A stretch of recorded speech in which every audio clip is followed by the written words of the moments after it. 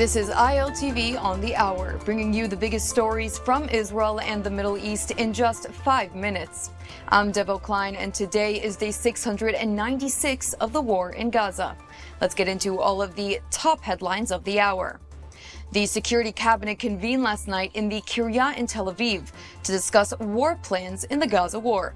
Ahead of the meeting, reports began to circulate indicating that President Trump is increasing pressure on Prime Minister Netanyahu to quickly defeat Hamas and end the war.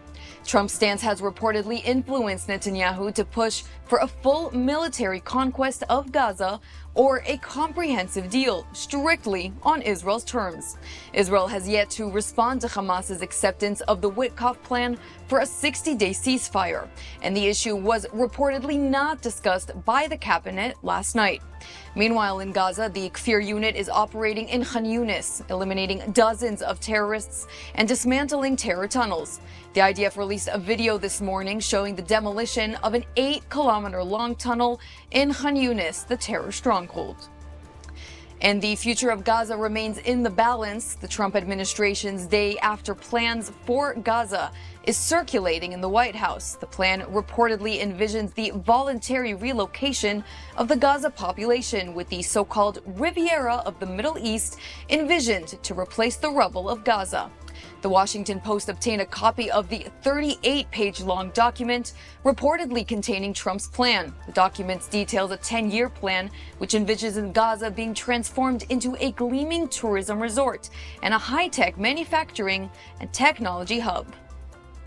And the Houthis have vowed revenge on Israel following the recent airstrikes in Sana'a that killed the prime minister of the Houthis as well as 8 cabinet members. The IDF responded, saying it's taking the threat seriously and is boosting air defense in anticipation of a missile and drone attack. In the meantime, the Houthis last night did fire a ballistic missile toward Israel, but the missile fell short en route and did not enter Israeli airspace. And the images on your screen right now are from the funeral for the Houthi officials who were eliminated in the airstrike that happened earlier this morning. And this morning, September 1st, marks the first day back to school. And as the nation enters its 23rd month of war, more than 2.5 million children return to classrooms today. The Education Ministry reports that 95% of students evacuated from 32 northern towns have returned to their schools for the new academic year. Of the 30,000 students registered in October 2023, 28,000 are now back in school, with many evacuees from northern communities temporarily studying elsewhere, as schools and academic facilities were heavily damaged from Hezbollah rocket fire last year. The Nof HaGalil Elementary School in northern Israel got a visit from Prime Minister Netanyahu. There he welcomed the first graders to a new school year. And on the southern border, U.S. Ambassador to Israel Mike Huckabee visited children on their first day back to school in the Eshkol region.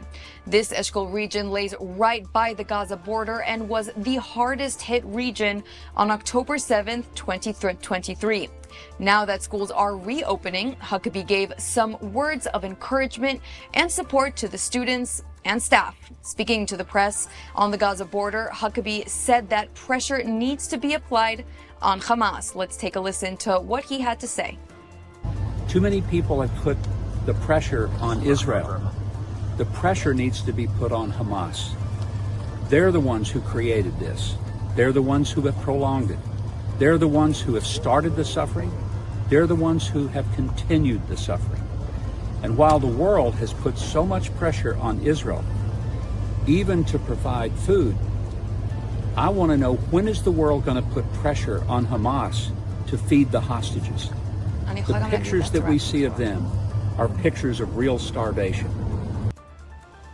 And that is a wrap for this edition of ILTV on the Hour. Thanks so much for watching, and I hope to see you again for the next update.